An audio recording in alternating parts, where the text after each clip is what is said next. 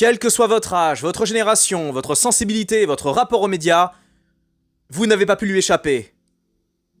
Parce que personne ne peut. En effet, Pedro Pascal est partout. Regardez, il est même là. Rien que pour l'année 2024, on l'aura vu à l'affiche de pas moins de 6 films. En 2025, on l'a vu dans 3 films sortis quasi simultanément au mois de juillet. Et en début d'année, on l'a vu dans la saison 2 de The Last of Us. On peut le dire, ça fait beaucoup. Mais ça, croyez-moi, ce n'est rien. Parce que Pedro Pascal s'est surclassé sur un secteur, sur un média, et même plusieurs. C'est sur internet et principalement les réseaux sociaux. Je sais pas pour vous, mais quand je traîne sur TikTok, Instagram ou Twitter, je ne peux pas passer une minute sans tomber sur une vidéo, un article, un mème, un reels, une polémique, n'importe quoi, mettant en scène Pedro Pascal, d'une bonne ou d'une mauvaise manière. Là, on n'est plus dans la Pedro Pascal fatigue, on est carrément dans le culte de la personnalité. Et j'estime que c'est très intéressant d'en parler, car, pour moi, Pedro Pascal, il incarne quelque chose propre à cette époque. Il ne fait aucun doute que Pedro Pascal est très intelligent, et je suis convaincu qu'il a très bien compris les codes de cette époque, de cette décennie, de cette génération. Et j'ai le sentiment que cet acteur révélé sur le tard compte bien rester dans le coup, prendre sa revanche sur la vie, quitte à épouser des idées auxquelles il ne croit pas forcément. Attention, je me trompe peut-être. Cependant, quand je le regarde faire, quand je vois ses interréactions, quand je vois ses prises de parole, quand je vois sa façon de parler, quand je vois sa façon de toucher les gens, j'y vois une forme d'opportunisme déguisé. J'ai bien l'impression que pour la décennie 2020, Pedro Pascal est en passe de remporter la couronne du roi, du pape ou même de l'empereur du signalement de vertu, ou vertu signaling. Parce qu'en effet, à cette époque, l'individu n'est plus jugé sur son art ou sur son talent, mais sur ses prises de position. L'humoriste ne doit plus faire rire, il doit éduquer, et surtout pas choquer. L'acteur ne doit plus juste jouer, il doit s'engager. Et l'homme viril ne doit plus montrer ses muscles, mais c'est l'arme. Et Pedro Pascal, lui, il coche toutes les cases. Pudeur blessée, tendresse virile, compassion fluide, rébellion morale. Mais cette surenchère d'émotions et de conscience sociale, qui était une réaction salutaire à des décennies de silence, devient elle-même une nouvelle norme écrasante. Et certains, comme Pedro Pascal, semblent y performer une pureté morale quasi biblique. Et ça, eh bien, j'ai envie qu'on en parle, donc je vous souhaite un bon visionnage, et on se retrouve dans l'espace commentaire. Salut chers amis et chers camarades, j'espère que vous allez bien, que vous êtes en pleine forme et que vous êtes confortablement installés pour cette nouvelle vidéo. Une vidéo un petit peu spéciale pour moi, étant donné que c'est la première que je tourne, après avoir passé la barre symbolique des 30 000 abonnés. On y est, c'est juste dingue et je vous en remercie du fond du cœur. Merci. Bon, je suis de moins en moins présent dans les commentaires parce que il y en a de plus en plus et je dois répondre vite. Et je sais que je devrais davantage répondre bien plutôt que vite. J'essaye de répondre à un maximum de personnes et je donne des réponses un peu trop speed. Donc excusez-moi si désormais je réponds alors très vite ou alors je lâche des grands pavés. Ça dépend, c'est l'un ou l'autre. Donc je pense que dans le futur, je vais davantage m'orienter vers des grandes réponses plutôt que des réponses courtes et trop rapides. J'hésite à lâcher des cœurs simplement parce que je trouve ça irrespectueux de ne pas répondre. Enfin, généralement, je dis au moins merci pour les commentaires sympas, parce que c'est le minimum, mais encore, je réponds pas à tout le monde, et je devrais, même si bon, ça prend du temps, mine de rien, je pensais pas que ça en prendrait autant, mais c'est comme ça, et je vais pas m'en plaindre, certainement pas, attention, et en tout cas, là pour l'instant la chaîne est à taille humaine, donc je vais continuer de répondre un maximum, je vais continuer les interréactions comme je le fais sur Instagram avec plein d'abonnés, je réponds pas toujours là aussi tout le temps, mais je le fais au maximum de mes possibilités. En tout cas, j'ai des tas de choses qui sont prévues, des IRL, des rencontres entre abonnés, également je vais bientôt me lancer sur, en streaming, sur Twitch, tout ça, enfin je veux dire je vais bientôt faire du gaming. J'ai des tas de projets quoi, puis je précise pour ceux qui débarquent sur la chaîne ou ceux qui n'ont pas encore posé des questions, je vais bientôt tourner la FAQ des 30 000 abonnés avec Mathilde. N'hésitez pas à poser des questions, c'est pas encore fait. Questions sur le cinéma, questions pro, questions personnelles, lâchez-vous. Posez-moi des questions à moi ou à Mathilde, faites-vous plaisir. Voilà, c'était la petite phrase d'intro, 30 000 abonnés, c'est dingue. Et je vous en remercie, c'est grâce à vous si j'en suis là. Et je vous embrasse, merci du fond du cœur. Bref, revenons donc à Pedro Pascal, un acteur que j'apprécie à la base, mais que je commence à éprouver une certaine forme de lassitude, non pas à cause de son acting, car je sais que beaucoup d'entre vous sont ulcérés de le voir dans plusieurs productions. Mais ça, honnêtement, ça me dérange pas tant que ça. Ce qui me dérange davantage, c'est ce qu'il incarne, ou plutôt, ce qu'il a l'air de faire semblant d'incarner. D'ailleurs, je tiens à le dire, en France, on a notre Pedro Pascal national. On a Raphaël Quenard, qui lui, est au cinéma sans arrêt. En 5 ans, on l'a vu dans près de 20 films, un peu plus, je crois. On le voit partout sur les médias. C'est notre Pedro Pascal français. Le talent en moins quand même. Parce qu'on peut reprocher ce qu'on veut à Pedro Pascal, ça reste un bon acteur. Mais ça, je vais en parler après. Avant ça, j'ai envie de revenir sur la définition du signalement de vertu, car certains, j'imagine, ne savent pas ce que ça veut dire. Or, c'est très important de savoir ce qu'est le signalement de vertu, pour qu'on en finisse avec cette hypocrisie. En gros, le signalement de vertu, c'est quand tu montres publiquement à quel point t'es une bonne personne. Et pas forcément pour aider, attention, on parle pas de gens qui font du bénévolat, qui font, qui font don d'argent pour des associations, des choses comme ça. Non, non, on parle de gens qui expriment une idée pour montrer qu'ils sont du bon côté du manche. Rien de plus. Je n'ai absolument rien contre ceux qui s'engagent dans des causes justes, qui se bougent, qui font du, du volontariat, du bénévolat. C'est incritiquable. Par contre, ce que je critique, c'est ceux qui se prétendent, défendre le bien commun, les valeurs humanistes, universelles, tout ça, et simplement par le verbe. Ça, j'ai envie de dire que c'est vraiment un grand classique national. Genre, je soutiens les causes justes, je pleure au bon moment, je dénonce les méchants, mais surtout, likez mon post, regardez comment je suis gentil, regardez comment je suis plus gentil que les autres. Ce n'est pas toujours faux, mais parfois, et très souvent, c'est davantage un costume moral et social pour certains, plutôt qu'un véritable engagement. Et Pedro Pascal, en ce moment, il y va à fond, parce qu'il a l'air d'épouser certaines causes, tout en esquivant subtilement certaines, qui sont pour moi tout aussi importantes. Et ses prises de position, j'estime, il trahissent un petit peu sa condition sociale de base. Mais ça, je vais y revenir. Avant tout, je veux parler de sa présence, son omniprésence au cinéma, et je voulais revenir sur le fait que ça ne me dérange pas tant que ça. Pourquoi ? Parce que Pedro Pascal, mine de rien, il sait s'effacer. Il joue bien, mais en plus, il sait, on va dire, se mettre en retrait. C'est un acteur qui, comme tous les acteurs, il a la grosse tête, hein. Les acteurs, c'est leur boulot, c'est leur métier, c'est leur vocation, ils veulent être au centre de l'attention tout le temps, et c'est pas moi qui le dis, mais Daniel Craig lui-même, j'avais lu une interview de lui il y a des années, bon, j'ai jamais retrouvé, mais je pense qu'on peut la retrouver en cherchant... pour ceux qui ont ce magazine-là, c'était dans le magazine Première, si je me rappelle bien, parce que à l'époque, je suivais l'actu de la sortie du la nouvelle version de Millennium, le remake américain, réalisé par David Fincher, donc ça date de, si je dis pas de bêtises, début 2012, vraiment tout début 2012, ou fin 2011, et Daniel Craig était interviewé, et à un moment, le journaliste lui pose une question, et c'est vraiment la seule chose que j'ai retenue de l'interview. Le journaliste lui demande « Qu'est-ce que vous aimez dans ce métier ?» Et Daniel Craig lui a répondu texto, avec honnêteté, une honnêteté qui l'honore. Il lui a répondu « Je veux être au centre de l'attention tout le temps ». Cette phrase, j'estime qu'elle résume parfaitement le mindset de l'acteur moyen, de la vedette, du chanteur et même du youtubeur. Et je vous arrête tout de suite, je n'aime pas me montrer sur YouTube, ça ne me plaît pas, j'aime pas me montrer en vidéo, en photo je veux bien à la rigueur, mais en vidéo ça me gêne, ça me dérange, je préfère rester discret, rester caché en réalité. Si je me montre, c'est uniquement parce que les gens préfèrent les youtubeurs qui se montrent plutôt qu'une simple image avec une voix numérique ou une voix, artificielle, même une voix off. En réalité, les formats podcast, j'ai pas l'impression que ça marche tant que ça marche chez certains, mais je sais que chez moi, ce qui marche le mieux, c'est quand je me montre. Bon, si je me montre, c'est pour vous les gars. Honnêtement, ça m'enchante pas du tout de me montrer, mais bon, qu'est-ce que vous laissez comme ça, c'est le métier, ça fait partie des contraintes, et donc, c'est une contrainte personnelle pour moi. Quoi qu'il en soit, les acteurs sont là pour se montrer, ils veulent exister, ils veulent les projos, ils veulent les avantages, c'est normal, c'est c'est une vocation, c'est aussi une passion, et pour beaucoup, la passion passe par la nécessité de se montrer. Et je ne juge en rien, c'est comme ça, c'est l'humain, l'homme a besoin d'exister, il a besoin de validation, il a besoin d'être aimé, et les acteurs, j'ai bien l'impression que ce sont des accros à l'amour, des accros à l'attention, des accros, à la validation perpétuelle. C'est compréhensible. En fait, il faut comprendre un petit peu le mindset des acteurs, parce que c'est des gens qui aiment bien se montrer et qui ont besoin de validation, qui ont besoin de... c'est pour eux, c'est pour leur santé mentale, ils ont besoin d'être mis en avant, d'être visibles par tout le monde, ils ont besoin d'être invités, d'être sur les plateaux de tournage, d'être à la caméra, d'être montrés. C'est comme ça, c'est intéressant. Enfin, je trouve ça intéressant du point de vue psychologique. Et Pedro Pascal, il est comme tous les autres acteurs, il veut être mis en avant, il veut être montré, et il n'y a pas de problème avec ça, encore une fois je leur dis, parce qu'il kiffe ce qu'il fait, et si ça lui permet quelque part d'être bien dans sa peau, c'est très bien, parce que quand vous êtes bien dans votre peau, vous êtes bien avec les autres, donc c'est très bien pour eux, et voilà, bon, c'est la petite aparté, mais bref, Pedro Pascal c'est un acteur qui aime se montrer, on l'a bien vu dernièrement, mais surtout c'est un acteur qui est correct, et mine de rien, les bons acteurs en ce moment, ils sont assez rares, et...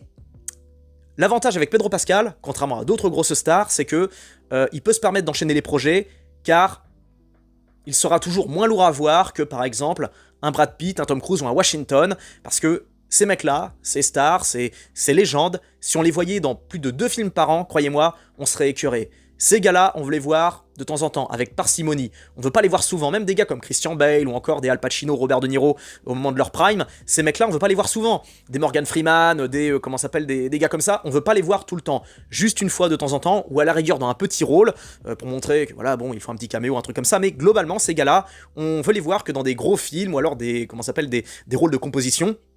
Ça nous intéresse pas de les voir régulièrement, parce que si on les voit souvent, trop souvent, on finira par être écœuré d'une manière ou d'une autre. En tout cas, ces acteurs, on ne les voit pas souvent, et tant mieux. Pedro Pascal, on le voit très souvent, mais ça dérange moins, parce que c'est pas un acteur qui a atteint leur statut. Il a été révélé sur le tard, passé les 40-45 ans, donc c'est pas un gars avec qui on a eu l'habitude de grandir, on l'a pas connu dans les années 90, 2000, un petit peu en 2010 via Game of Thrones, mais c'est surtout en 2020, décennie 2020, qu'il a explosé. Et ce qui est bien avec Pascal, c'est qu'il peut avoir un premier rôle, et un rôle secondaire, un rôle qui passe, je sais pas comment on peut appeler ça, c'est pas un second rôle, mais presque, enfin un rôle qui est un petit peu en retrait, mais quand même dans les premiers, comme on l'a vu par exemple dans Triple Frontière, film trop sous-coté, une production Netflix que j'adore, enfin j'ai bien aimé ce film, c'était pas rien, le film est sorti en 2019, donc à l'époque où Pedro Pascal commençait à monter tout doucement, et c'était compliqué pour lui, parce que dans ce film, il partage l'affiche avec Ben Affleck, Oscar Isaac, Charlie Hunnam, c'est pas rien. Pourtant, Pascal arrive à s'imposer, alors qu'il a un rôle assez en retrait, il arrive à avoir une présence, une humanité, il a cette flamme, ce qui fait que il est, il arrive à avoir il est en alchimie parfaite avec tous les autres acteurs, enfin avec toutes les autres stars, et ça, quand on y pense, c'est pas rien. Même chose pour Gladiator 2, bon là, qui est sorti en 2024, un des pires films de l'année, voire même de la décennie. Pourtant, si j'ai tenu bon devant ce film, c'est grâce à Pedro Pascal et Washington, car c'était les seuls qui avaient cette flamme, qui avaient cette humanité, cette maturité, qui avaient cette épaisseur. C'est les seuls qui m'ont fait tenir, vraiment. Ces deux-là, ils ont porté le film à bout de bras. Washington, j'y croyais moyen, mais pourtant il était génial. Même chose pour Pascal. Bref, les deux étaient excellents dans le film. C'est des mecs qui me font tenir. Bref, quoi qu'il en soit, on en pense ce qu'on veut, Pedro Pascal reste un bon acteur, même s'il a toujours la même tête, même s'il a toujours la même moustache, le même bouc, même s'il a toujours le même flow, le même timbre de voix, il reste cool à regarder parce que il a ce magnétisme, il a cette épaisseur, il a ce vécu surtout, on sent qu'il a du vécu, on sent qu'il a galéré. Dans le milieu, je veux dire, parce que Pedro Pascal n'est pas du tout issu d'une famille de galériens, contrairement à ce qu'il laisse entendre. Là, je vais commencer à entrer un petit peu dans la psychologie de Pedro Pascal. Alors, Pedro Pascal, il a été révélé, vous le savez très bien, sur le tard, vers 40-45 ans, mais ça faisait déjà un petit moment qu'il gravitait dans le milieu. Il a commencé à avoir, ses premiers rôles dans des séries télé, notamment Buffy contre les vampires en 99, quand il avait 25 ans. Il a enchaîné tout plein de seconds rôles dans des séries. Il avait des rôles insignifiants, on le voyait que quelques secondes, mais jusqu'à assez récemment. Je crois que, par exemple, dans L'Agence, il a un rôle de quelques secondes, film de 2010. Donc 2010, quoi, à l'époque il avait passé les 35 ans, 40 ans même, je crois, donc, 35 ans, donc il avait déjà, malgré le fait qu'il gravitait dans le milieu, il était encore en galère, il n'avait pas encore les premiers rôles, il n'était pas encore en tête d'affiche, donc c'est un gars qui a mis beaucoup de temps pour monter. Et ça peut servir de storytelling, le mec qui a mis des années avant de monter, des années à enchaîner les castings, à enchaîner les seconds rôles, à enchaîner les petites productions, les passages éclairs dans des séries, donc c'est admirable sur certains plans. Le truc, c'est que Pascal a tendance à plus ou moins exagérer son parcours en nous expliquant, notamment via ses prises de position, qu'il est issu d'une famille de réfugiés chiliens. Ce qui est vrai, sa famille vient du Chili et a émigré aux États-Unis. Seulement, quand on l'écoute bien, on a l'impression que Pedro Pascal nous parle de sa famille comme des réfugiés qui auraient quitté le pays en passant par-dessus des barbelés, en traversant l'Amérique du Sud à pied, ou alors en étant passés par des pirogues long de l'océan Atlantique pour monter jusqu'en Californie. On a l'impression que c'est ça, alors qu'en réalité, quand ils ont bougé, enfin quand sa famille a bougé, Pedro Pascal était bébé et sa famille, c'était pas des prolos, c'était pas des galériens, c'était des médecins. Son père était médecin, spécialiste, ou gynéco, je sais pas quoi. Enfin, il avait une spécialité quand même. C'était pas rien. Donc on parle d'une famille qui est quand même aisée, qui a des diplômes, qui est intelligente, et au départ, la famille de Pedro Pascal comptait partir au Danemark. Au Danemark, les gars, le Danemark, c'est pas un pays qui accueille n'importe qui, c'est un pays qui accueille, on va dire, des gens qui ont des tas de diplômes, c'est pas évident d'entrer au Danemark. Ils avaient eu le choix entre le Danemark et les États-Unis, et ils ont choisi les États-Unis. Et ils ont, la famille Pascal s'est implantée dans un coin tranquille de Los Angeles, où Pedro Pascal a pu faire ses études de théâtre, dans un quartier relativement tranquille, relativement chill, donc c'est pas une famille qui a souffert. Donc le coup de l'acteur qui a galéré pour monter, j'entends bien, ça devait pas être facile. Seulement, Pedro Pascal, contrairement à d'autres, il a eu le choix. Il a eu le choix d'épouser une carrière, comme son père aurait, j'imagine, été content qu'il suive, style médecin, architecte, je sais pas, ou ingénieur ou un truc comme ça. J'imagine que son père aurait été ok pour lui payer ses études. Seulement, Pascal avait une autre fibre, il était plus artistique et il s'est dirigé vers l'art. Et je ne critique pas, attention. Moi, par exemple, si j'avais eu les moyens, j'aurais fait une école d'art ou un truc comme ça. J'ai plus fait pour l'art que pour des trucs sérieux comme l'ingénierie, la médecine. Je suis pas assez intelligent pour ça. Je suis pas assez mathématique, je suis pas assez matheux. Et donc, comment dire, Pascal a eu le choix. Il a eu le choix d'épouser une carrière, on va dire, de mec normal, avec un boulot normal et une situation normale, et même plutôt aisée. Il a eu le choix entre ça et l'acting. Donc on n'a pas affaire à un gars qui est parti de chez lui à 17 ans, qui a dû retourner des burgers parce que sa famille l'a foutu dehors ou un truc comme ça. Il y a d'autres acteurs qui ont eu ce genre de parcours et qui sont beaucoup plus humbles au niveau de leur... quand ils racontent leur vie, quand ils racontent leur histoire. Et d'ailleurs je le dis, mais sans preuve ni rien, je précise, parce que j'ai écouté un podcast qui en parlait, d'une américaine, alors... il faudrait se rencarder sur les sources, je me suis pas trop penché dessus, j'ai juste vu un article, j'ai pas trop creusé, mais peut-être il se peut, et je précise bien que c'est une supposition, une extrapolation, que le père de Pedro Pascal n'ait pas quitté le Chili pour fuir les répressions de Pinochet, mais pour esquiver, une taxation, en gros, il se serait barré potentiellement pour fuir les impôts. Et encore une fois, je n'ai pas la preuve, c'est même pas sûr, mais il y a des bruits qui circuleraient comme quoi la famille Pascal se serait cassée du Chili pour éviter de trop dépenser de thunes, de trop se faire ponctionner, donc ce serait pas, on va dire, un départ, peut-être, je précise bien, ce serait peut-être pas un départ en mode, vous savez, lutte contre les inégalités, genre on se casse pour fuir un méchant dictateur, pour aller voir comment ça se passe ailleurs, pour vivre une vie décente. Il se peut que sa famille se soit tirée uniquement pour économiser un peu de fric. Mais encore une fois, rien n'est sûr. J'ai juste vu cet article, j'en sais pas plus. Et je me suis pas penché dessus davantage parce que, d'un côté, je crois que j'ai pas envie de savoir. En tout cas, Pedro Pascal a galéré dans le milieu volontairement, dans le sens où il a voulu rester, il a voulu, tenter sa chance. S'il avait voulu revenir en arrière et épouser une carrière normale, il aurait pu simplement retourner chez papa-maman et, faire autre chose. C'est pas un gars qui était dos au mur, dans une situation ultra complexe. C'était, on va dire, un parcours du combattant, certes, mais un parcours choisi, pas un parcours, on va dire, de... vous voyez ce que je veux dire ou pas? Vous comprenez la nuance? Parce que certains ont du mal à comprendre ça, notamment par exemple, je le vois avec mes potes de la bourgeoisie. Beaucoup ont fait, ont choisi de quitter le domicile familial très jeune pour justement vivre autre chose, en mode ouais mais non ça me fait chier, j'ai pas envie de faire médecin ou ingénieur comme papa ou prof d'université agrégé de lettres, je veux faire autre chose, je veux voyager, tout ça. Et quand on les écoute, ils ont un petit peu, ils ont fait un peu des caisses par rapport à leur parcours de vie, du style ah ouais mais moi tu te rends compte j'ai dû travailler machin. Oui mec, mais toi t'as eu le choix d'épouser une vie propre à ta caste et à savoir faire des études payées par papa maman et suivre la même lignée. Et partir, tenter ta chance ailleurs, en sachant que, eh bien, s'il y a un souci, tu peux toujours retourner avec ta famille. Alors que pour d'autres, c'est plus compliqué. Il y en a vraiment qui partent avec rien et qui se débrouillent avec rien et qui n'ont aucune porte de sortie. Et j'en ai connu quelques-uns. J'ai connu un gars justement qui a tenté, pour anecdote, un mec que j'avais rencontré en voyage, qui avait tenté sa chance à Hollywood. Il avait mis masse de thunes de côté, 20-30 000 balles, je crois. Je sais plus où est-ce qu'il avait bossé, mais il avait fait un gros boulot. Il avait cravaché pendant un an pour faire un max de thunes. Il s'est cassé à Hollywood et il a tenu, je crois, un an, mais un an à juste faire chauffeur de limousine, entraîneur de star et pas plus, quoi. Après il a dû rentrer pour des questions d'argent, des questions de visa machin, mais voilà, c'est une petite anecdote, on vend souvent le rêve américain, mais dans les faits c'est beaucoup d'appelés pour peu d'élus, comme dans toute façon. On vend très souvent le rêve américain, comme quoi avec du talent on peut y arriver, mais bon, ça reste... parce que le mec était vraiment talentueux, c'est un gars qui savait tout faire, qui était beau gosse, beau comme un dieu, super stock, super bon en tout, super intelligent, matheux, machin, n'empêche que, voilà, c'est beaucoup d'appelés pour peu d'élus, c'est comme ça. Donc voilà, j'aime bien relativiser certains parcours. Et encore une fois, c'est pas pour critiquer, moi je ne veux pas critiquer, je ne veux pas juger, on fait avec ce qu'on a, moi j'ai ma vie, parce que j'ai fait avec ce que j'avais, avec mes moyens, j'ai pas envie de me plaindre, j'ai pas envie de me lamenter sur mon sort, j'ai pas envie de pointer du doigt les autres pour... j'ai pas envie d'accuser qui que ce soit de mes échecs, ou voilà, c'est juste que je veux qu'on avance ensemble, point barre, c'est... Parce que bon... Voilà. En tout cas, après plus de 15 ans de galère, Pedro Pascal se fait enfin repérer pour une grosse série, une série conséquente, donc Game of Thrones. Donc il a eu que quelques apparitions, dont une vraiment mémorable, que je n'oublierai jamais. C'est un passage que m'avait montré ma copine de l'époque, c'est quand il se fait par la montagne. Bon, je vais pas rentrer dans les détails, mais difficile de pas s'en rappeler.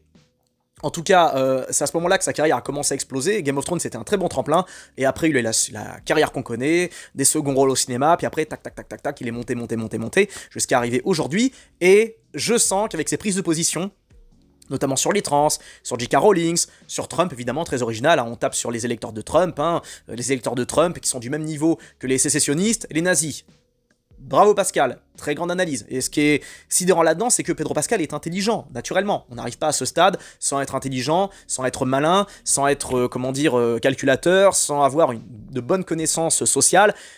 Je suis convaincu qu'il le fait, enfin qu'il a ses positions, et ça n'engage que moi. Je suis convaincu qu'il a ses positions, qu'il force à mort, parce que c'est dans l'air du temps, parce que c'est dans l'époque, et il veut être validé.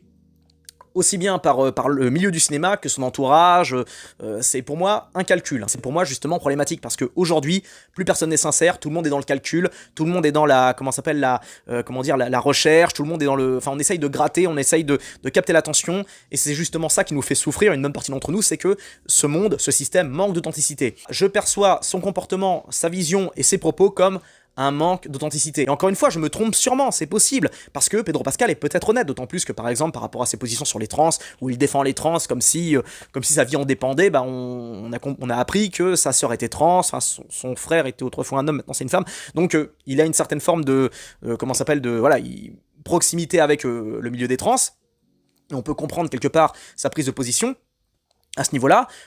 Également, il y a eu des prises de position pour Gaza, pour les bombardements, certainement pas pour le Congo, par exemple, alors que pourtant il se passe des massacres non-stop là-bas. Étrangement, le Congo, on n'en parle pas, enfin tous les pays africains qui se font défoncer dans des nettoyages ethniques, ce genre de trucs. On l'entend jamais, bah tiens, comme il a un parcours de galérien, c'est étonnant qu'il parle pas, par exemple, de l'inflation, de l'augmentation du coût de la vie, chose qui est réelle, chose qui touche tout le monde, tous les peuples du monde, personne n'est épargné, le coût de la vie ne fait qu'augmenter, et étrangement, on n'entend aucune star sur ce genre de sujet.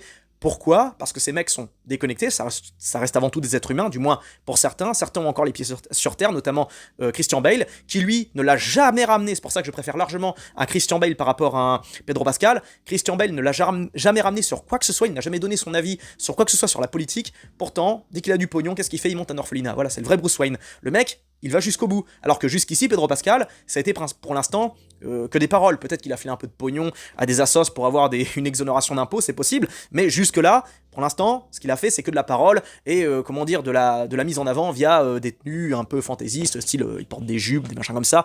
Et j'ai rien contre, hein. Moi perso ça me dérange pas, je suis progressiste dans l'âme, hein. Je suis pas ultra réac, moi je trouve ça limite un peu fun, quoi. C'est marrant, c'est pourquoi pas, mais quand on utilise ça pour comme combat social, bon, c'est un peu facile, quoi. On voit le truc venir. Pedro Pascal a, je pense, compris tous les codes actuels, donc les codes du virtue signaling, du signalement de vertu, qu'est-ce qui plaît aux jeunes de maintenant, parce que Pedro Pascal veut rester dans le coup. Là, il sent que ses années sont comptées, il sent déjà qu'il commence tout doucement à devenir has-been, parce que ça y est, il y arrive enfin, parce que là, la Pedro Pascal fatigue, on en parlait, il a tourné dans plein de films, et la mode, ça, je veux dire, ça passe. Par exemple, Timothée Chalamet, on en parlait non-stop pendant 2 ans.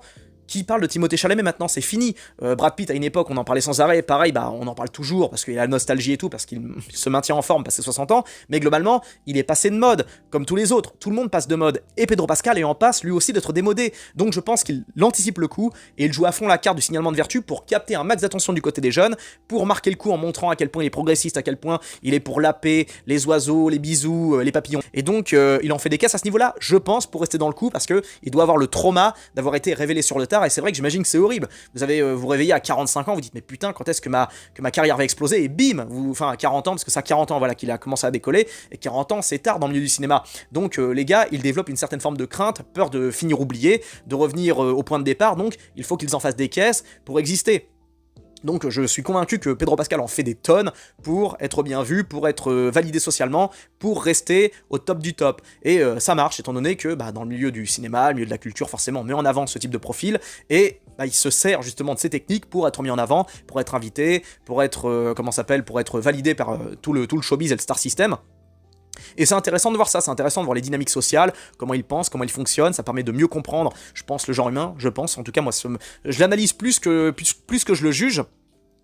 Et en tout cas, d'ailleurs, on doit revenir sur sur la polémique comme quoi il toucherait les autres, où on l'a vu par exemple effleurer à de nombreuses reprises la magnifique Vanessa Kirby, une des plus belles femmes du monde, quand on le voit la toucher alors qu'elle est enceinte jusqu'aux yeux, même chose quand on le voit par exemple chercher à lui tenir la main comme un gosse, en mode « je suis anxieux, tiens-moi la main ». Le mec il a 50 balais, il est millionnaire, il a tourné dans des centaines de films, il a voyagé dans le monde entier, il va nous faire le coup de l'anxiété, quoi. Non mais sérieux, quoi, qu'est-ce que c'est que ça, quoi.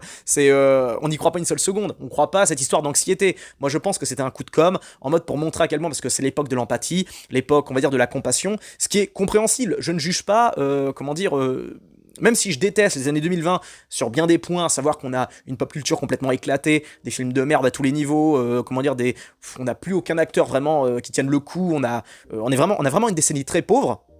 Et je plains les nouvelles générations à ce niveau-là parce qu'ils sont nés dans une époque où il y a strictement presque aucun repère, que ce soit en termes de jeux vidéo, de séries, de films. Tous nos repères solides datent finalement de la décennie précédente, 2010. La seule pop culture qui tient encore un petit peu, la seule série qui a réussi, on va dire, à maintenir une certaine forme de pop culture à l'heure actuelle, c'est peut-être The Boys et quelques petits jeux vidéo qui sont sortis ça et là. Mais globalement, on n'a rien par rapport aux années précédentes. Je veux dire, dans les années 2010, il se passait pas une année sans qu'on découvre des films cultes, des séries de dingue, des jeux vidéo de folie. C'était complètement fou les décennies précédentes. En tout cas, moi je pense que c'est un coup de com' par rapport au fait qu'il touche la main de Kirby pour montrer à quel point, parce que comprenez bien que toutes ces gens-là, ils ont des équipes de com derrière qui leur disent quoi faire, quoi dire, enfin qu'ils les aiguillent, qu'ils les épaulent, ils suivent les tendances sur Twitter, les tendances sur les réseaux sociaux, bah tiens, les gens en ce moment ils sont plus sensibles à ça, on vise telle clientèle donc fais ci, fais ça. Et voir, je me mets à la place des jeunes, voir un gars de 50 balais, un peu timide, mi-viril, mi-fragile, qui essaye qui est anxieux, ça doit plaire à une certaine partie de la population qui est sensible, qui est un peu woke, beaucoup woke en fait, on sent bien moi j'ai le sentiment que tout ça est calculé. Et c'est ça justement qui me dérange, parce que ça manque d'authenticité. Je demande pas à ce que le mec débarque, je sais pas, sur un festival avec une clope, une bouteille d'alcool à la main ou un truc dans le genre, c'est l'époque, et encore une fois, c'est tentant de juger, mais il faut parfois prendre un peu de recul pour sa santé mentale, et en même temps se dire, bon, en ce moment, c'est comme ça, dans 5 ans, ce sera différent, parce que vous verrez, je pense que dans 5 ans, tout ce qu'on voit maintenant, ce sera, un peu has-been, un peu dépassé, parce que c'est trop ancré dans l'époque, c'est pas assez universel, enfin, c'est mon avis, on verra bien. Donc le coup, on le voit toucher Vanessa Kirby. Alors après, on a vu des vidéos, on voyait Vanessa Kirby, pareil, en train de le ploter, en train de lui toucher la nuque, machin, mais à mon avis, c'est fait exprès. À mon avis, c'est pas que volontaire. Alors après, j'imagine qu'il est très content, Pedro Pascal, de pouvoir toucher Vanessa Kirby, mais j'ai du mal à imaginer que le gars est un pervers ou un truc comme ça. Alors on l'a vu faire la même chose avec la gonzesse de Willem Dafoe, où il lui touche le visage, mais en soi, je vais pas vous mentir, ça m'a choqué, pas choqué dans le sens où moi, je suis un latin, je suis quelqu'un de très tactile. À la différence que moi je suis tactile avec les hommes, alors que pourtant je suis hétéro. Je veux dire, je suis tactile avec ma copine, je la touche sans arrêt, voilà, je la caresse ses cheveux, je touche ses épaules, je passe toujours ma main quelque part, j'aime le contact, j'aime le toucher, et je ne suis comme ça qu'avec ma copine. J'ai une meilleure amie par exemple, je suis pas tactile avec elle. C'est dès qu'on se voit, on se fait un grand câlin, on se dit au revoir, on se fait un grand câlin, terminé, rien de plus. Et pourtant, je peux vous garantir qu'on est ultra fusionnel, dans le sens où on se comprend direct, on se regarde dans les yeux, comme des insectes, sans les antennes, on arrive à comprendre ce qu'on pense mutuellement, on se comprend totalement. J'ai même une meilleure alchimie, j'ai envie de dire, avec elle, qu'avec ma propre copine et mes ex, quoi. Tellement on se comprend, alors que pourtant il n'y a aucune attirance, ça c'est génial. Et avec elle, je serais jamais tactile, jamais de la vie, et ça me dérangerait pas ce qu'elle me touche, quoi.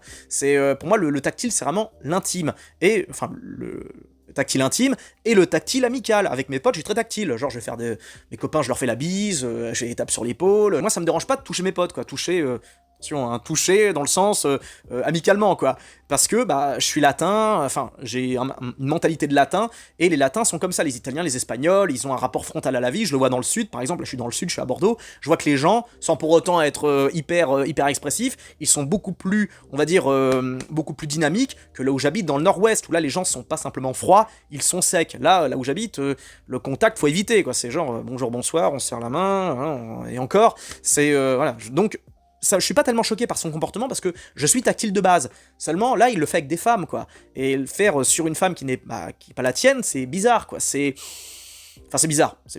Après, ça, le truc, c'est que le mec, c'est une star, c'est un phénomène, il est connu pour être comme ça, donc quelque part, ça peut passer. Il se peut qu'il y ait un mec qui soit comme ça, qui arrive à passer cette barrière sociale, parce que si tous les mecs faisaient ça, ce serait compliqué. Par contre, on en a un, Pedro Pascal, on peut potentiellement lui pardonner d'être tactile comme ça, d'autant plus que, bon, visiblement, Vanessa Kirby dit rien, la femme de Willem Dafoe n'avait pas l'air scandalisée, Alors après, on verra dans quelques années, peut-être que dans quelques années, on aura des dossiers qui vont sortir en mode Pedro Pascal sur le plateau des 4 Fantastiques, il était horrible, il était immonde, mais ça, j'y crois moyen, parce que le gars, il a tellement de vécu, il a tellement galéré, il a dû tellement développer des skills sociaux, de dingue, que je pense pas qu'il ait beaucoup de problèmes avec les femmes. D'ailleurs, je sais pas si Pedro Pascal est gay, j'en sais rien, j'ai pas encore la confirmation, je me suis même pas renseigné en fait, mais parce qu'on l'a jamais vu au bras d'une femme ou quoi que ce soit, mais je pense que s'il n'est pas gay, il a pas dû avoir de soucis avec les femmes, parce qu'un gars comme lui, qui a un parcours comme le sien, qui a, beaucoup galéré, qui a dû trouver on va dire, se débrouiller, qui a dû faire preuve de débrouille, bah ça plaît aux femmes, surtout qu'en plus Pedro Pascal a toujours été beau gosse, avec une bonne gueule, avec un physique viril, il a dû avoir aucun souci avec la gente féminine, donc j'ai du mal à croire que ce mec-là, surtout à son âge, il fasse des dingueries, alors je sais qu'il y en a, on l'a bien vu avec Depardieu ou des mecs comme ça, mais personnellement j'y crois moyen, et je me trompe peut-être, encore une fois, je me trompe peut-être, et j'attends votre avis dans les commentaires parce que c'est très important. Moi je pense que Pascal a très bien compris l'époque, il utilise tous les codes pour rester au top du top et surtout plaire aux jeunes, pour pouvoir rester le plus longtemps possible, parce que quand vous plaisez aux jeunes, ça vous laisse un temps de latence, ça vous permet de rester dans le game. Enfin c'est là où c'est le piège en fait, c'est où vous matchez auprès des jeunes et ils vous portent pendant 10-20 ans, ou alors ils passent très vite à autre chose, c'est l'un ou l'autre, et si vous... Je veux dire, partez du principe qu'il faut plutôt flatter les anciens qui ont passé les 40-50 ans. Bon bah là, vous prenez le risque de miser sur des gens qui vont être de moins en moins nombreux avec le temps. Donc c'est une stratégie. Alors après, peut-être que le mec est vraiment sincère, peut-être qu'il est comme ça naturellement, peut-être que c'est stratégique, je n'en sais rien, on le saura peut-être jamais. À part quand il y aura des dossiers qui vont sortir, si ça sort un jour. En tout cas, c'était mon avis sur Pedro Pascal. Pour moi, ça reste un bon acteur, et c'est pas si gravissime qu'on le voit souvent, d'autant plus qu'il a des rôles assez effacés, il n'est pas toujours en tête d'affiche, il n'est pas tout le temps en premier plan. Par exemple, dans Eddington, on l'a pas vu tant que ça en réalité. Ça me dérange pas plus que ça de le voir, parce que c'est temporaire, ça va pas durer longtemps, je pense. Si ça dure encore 10 ans, là par contre, je commencerai à dire, bon, là ça commence à faire. Mais voilà, ça me choque moins, par exemple, de voir un Pedro Pascal régulièrement dans des rôles différents qu'un Liam Neeson qui enchaîne toujours les mêmes rôles. Bon là, il se diversifie un peu, mais comment dire, il s'est un petit peu diversifié ces derniers temps, mais ça faisait un petit moment qu'il avait des rôles de mecs qui pètent des gueules et des articulations. Là, par contre, ça me dérange plus de voir un acteur connu qui est talentueux enchaîner tout le temps le même rôle. Bon voilà, c'est mon avis. Dites-moi ce que vous en pensez, la vidéo commence à être longue. Je vous embrasse, je vous dis à très bientôt, et encore merci pour les 30 000 abonnés. Prenez bien soin de vous, plein de bisous à tous, c'est le plus important. Ciao.